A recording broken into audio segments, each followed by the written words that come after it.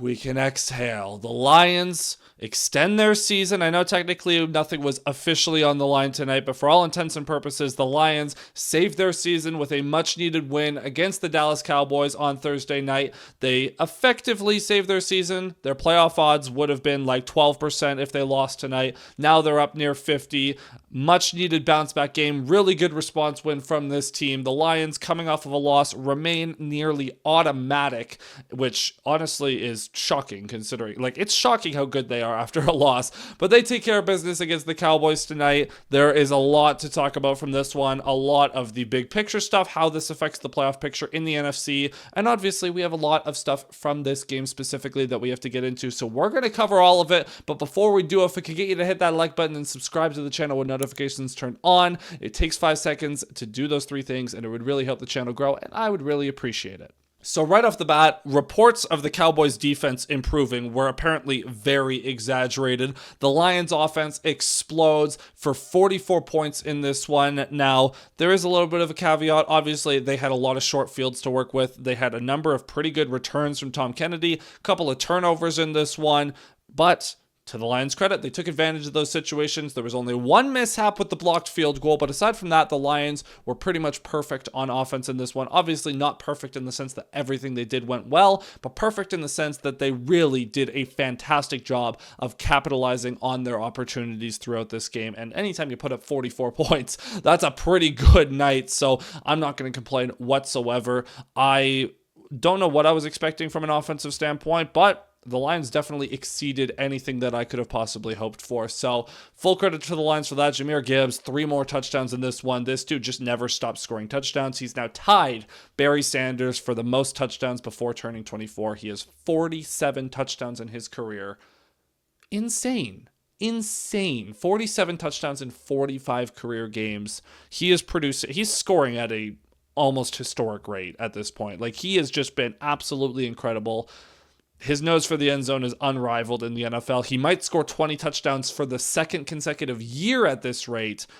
This dude is unbelievable, and it wasn't even on the ground that he was getting it done. Of course, all 3 touchdowns in this one were rushing touchdowns, but Gibbs as a rusher wasn't actually that good in this one. The Cowboys defense, to their credit, much better against the run. For as much as I was like, oh, they aren't really improved after all, they actually are pretty good against the run now. Quinnen Williams has really helped out. Kenny Clark, very good. Lions interior, the offensive line, bit inconsistent in the run blocking this one. We got to talk about the personnel that was out there for the Lions in this one, but Jahmyr Gibbs was getting it done a lot as a receiver in this one, which was not necessarily surprising because we know he has the ability to do it, but the way he was being used as a legitimate wide receiver at times, multiple catches when lined up out wide, that was a little bit different than we're used to.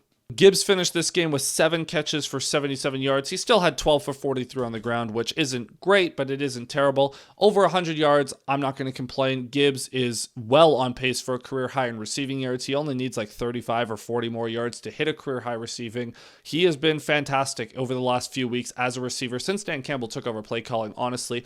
And the way that we're seeing him being used, we saw him, in a 5-wide bunch formation on a little trail route. We saw him motion in from as an X receiver at one point, and then out of a bunch formation run a quick out. So he's being used in a lot more creative ways as a receiver, and this is what we've been promised for years with Gibbs, but it's a promise that was never made good on. He was always just used as occasional angle route, check down, couple screens guy, but now he's actually getting more diversified route packages and being used as a receiver. The Lions are actually using both running backs in multiple packages and keeping defenses on their toes. There was the one play on the speed out that I just mentioned a second ago where he put Deron Bland on skates. It was an absolutely disgusting move, and it was fantastic to see. So Jahmyr Gibbs, his usual dominant, explosive self, he's just unrivaled in open space, man. He's too good. But for as much as Sonic was doing his thing, this was also a David Montgomery game. Now, Montgomery didn't have the most usage. He only had 6 rushing attempts and 1 catch, so only 7 touches total, but he had 73 yards on those touches, and he got into the end zone on a big 35-yard rushing touchdown. That was fantastic to see from Montgomery. Montgomery was the more efficient runner, and he just looked better as a runner in this game, lowering the shoulder, picking up extra yards. And I'm honestly kind of like, we need to see more Montgomery on a week-to-week basis. For as good as Gibbs is, there are games like this where for most of the game, Gibbs just doesn't have it as a runner because he doesn't have the ability to break tackles at the same rate Montgomery does, and he definitely doesn't have the same ability to push through contact and fall forward that Montgomery does. So that was super good to see from Montgomery. Nice to see him get in the end zone. He really needed that. He needed to get some mojo back. Again, not because he's not capable, but just because he's been so out of the rotation as of late. It's nice to see that he has still got it and that when the Lions need him, he is as reliable as ever. Now, obviously, the big news coming into this one, Amon-Ra St. Brown, despite not practicing all week, I know it's technically a normal week because they played last Thursday on Thanksgiving, but Amon-Ra, no practice, no problem. He was back in this game, doesn't miss a single game with the ankle injury, 6 for 92 in this one, and including a couple of really big catches, especially towards the end, that last real offensive drive that set up the Gibbs third touchdown. The clincher was he just took a crossing route and he took off for like 30 yards. It was absolutely fantastic to see. Very ballsy play call there, but the play action worked beautifully. St. Brown was doing his thing, and he was fantastic as a blocker in this game as well. Multiple huge like road grading kind of blocks on DBs. Had one on the goal line on a touchdown run, had one on a Jameson Williams end around that Williams probably should have scored on, but he stepped out of bounds. But great blocking by St. Brown throughout. Just a very good game from Amon-Ra. Speaking of Jameson Williams, he continues to just be super solid. He had another 7 catches for 96 yards in this one and had the one rush attempt for 7 yards that he probably should have had for a touchdown.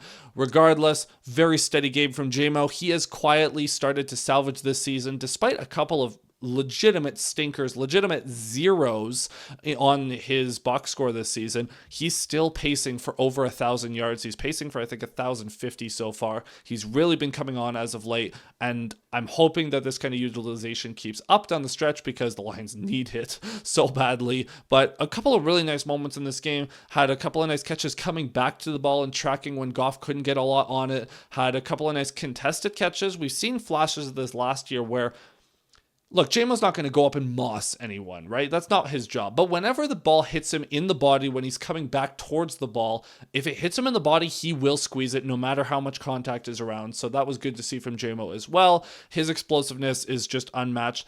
I was hoping for a deep shot or two in this game. They did try one, but it was in double coverage. It wasn't a very good deep shot, because JMO's explosiveness off the line was giving the Cowboys corners so many problems.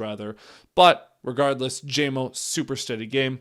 I also want to shout out Isaac Tesla, who gets into the end zone in this one. He almost had a deep shot that he almost got the toe tap down. Wouldn't have counted anyways with the holding penalty. But Tesla's starting to get a little bit more involved. He got in the end zone again. It's good to see for the rookie. He also had a couple of really nice moments as a blocker. And we know how this Lions offense operates. No block, no rock. Tesla was getting after it as a blocker in this one. So he's definitely going to continue to earn more reps as we head down the stretch here.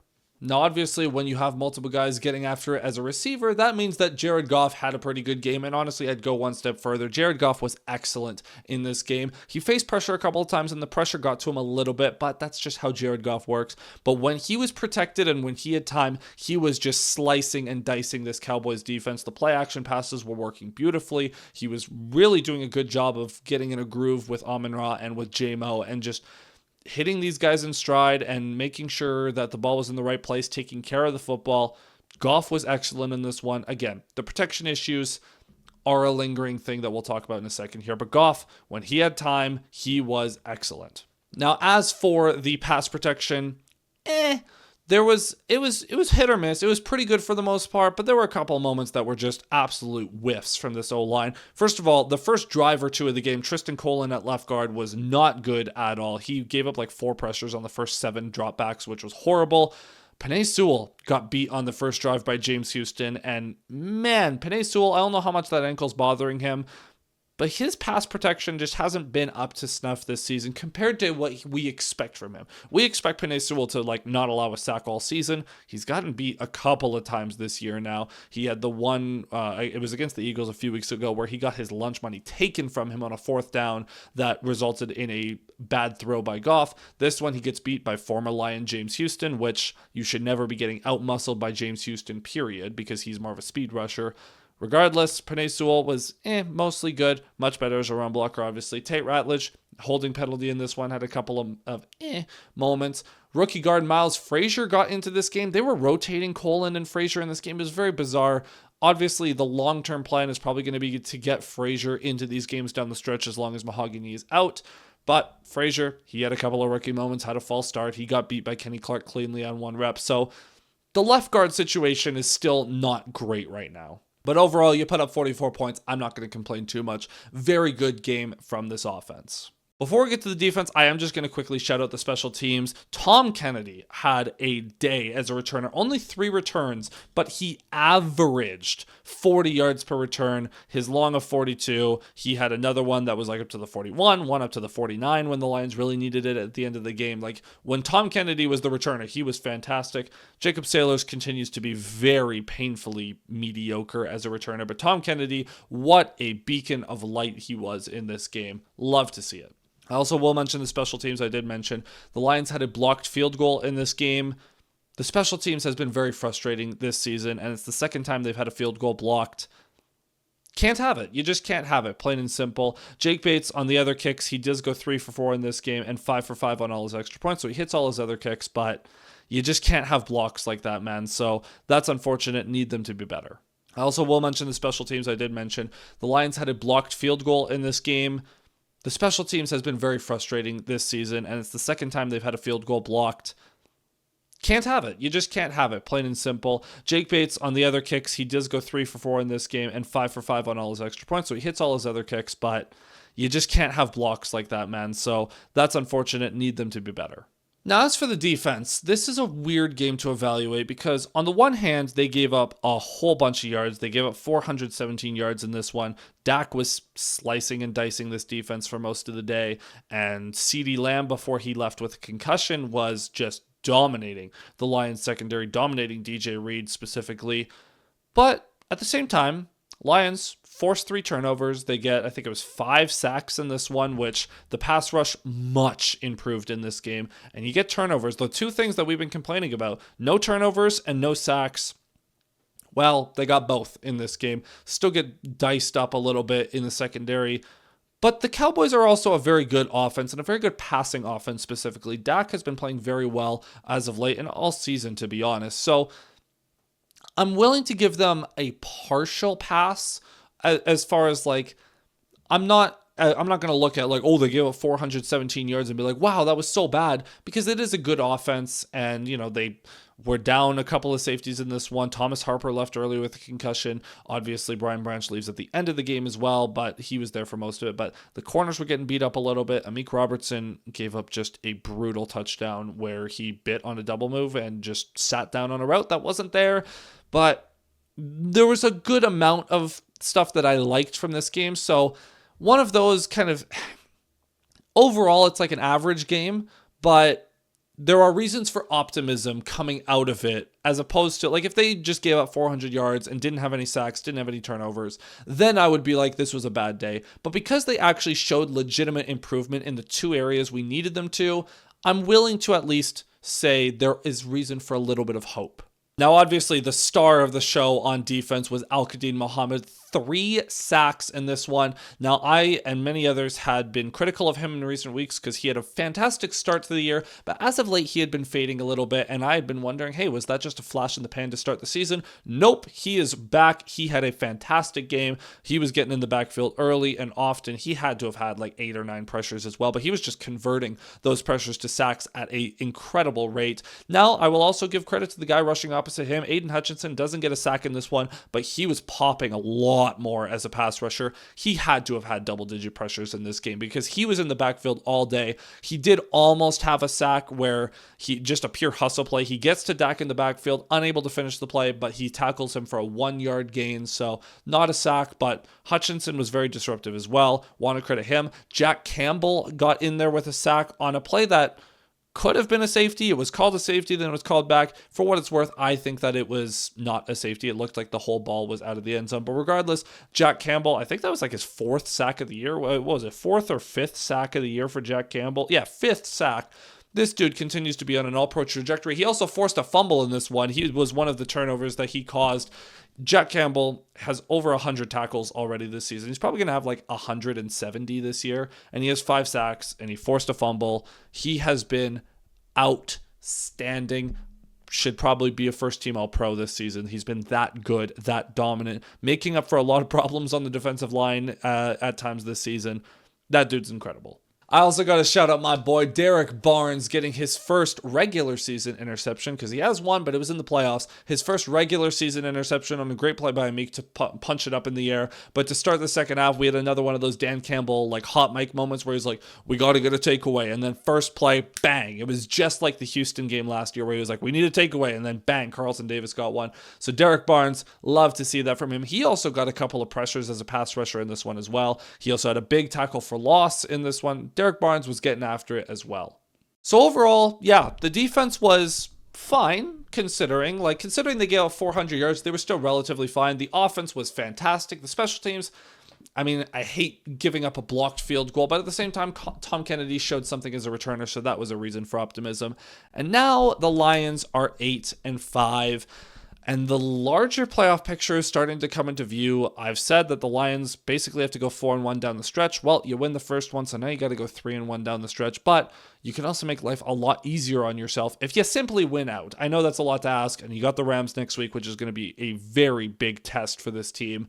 But any given Sunday, right? And this team is capable of beating anyone when they play up to their standards. So there's reasons for optimism, but at the same time, you need either the Niners or the Bears to start losing some games. The Bears play the Packers this weekend, so I begrudgingly will cheer for Green Bay, which I don't like. I really don't like. But honestly, the most realistic path at this point of the season is the Lions. They maybe lose the Rams game, but they go 2-1 going into Week 18. The Bears drop both games to the Packers and drop one to the Niners potentially. And the Lions then face off with the Bears for a playoff spot in Week 18. I don't know how realistic that actually is. Maybe the Niners just lose a couple of games. I don't know. The Lions are going to need help if they don't win out. If they win out, 12 wins will get you into the playoffs. However, if you don't win out, you're going to need someone to lose along the way. And you're probably going to need the Bears to be that team so that you can beat them in Week 18 to knock them out. But we're just going to have to see how this materializes over the next few weeks. A lot of this is out of the Lions' hands. They can only deal with the games that are in front of them, and that started tonight with a big win over the Cowboys. So that's going to be it for this video. Thank you so much for watching. Be sure to hit like if you made it this far in the video, and subscribe with notifications turned on so you don't miss any future uploads. And yeah, let me know in the comments down below how you're feeling about the Lions' playoff chances at this point in the season, and how confident you are in this team making it, doing anything in the playoffs. I don't know if you're a fan of another team, if you think the Lions are going to make it, if they deserve to make it or not. I would love to hear from you regardless. But until next time, my friends, cheers.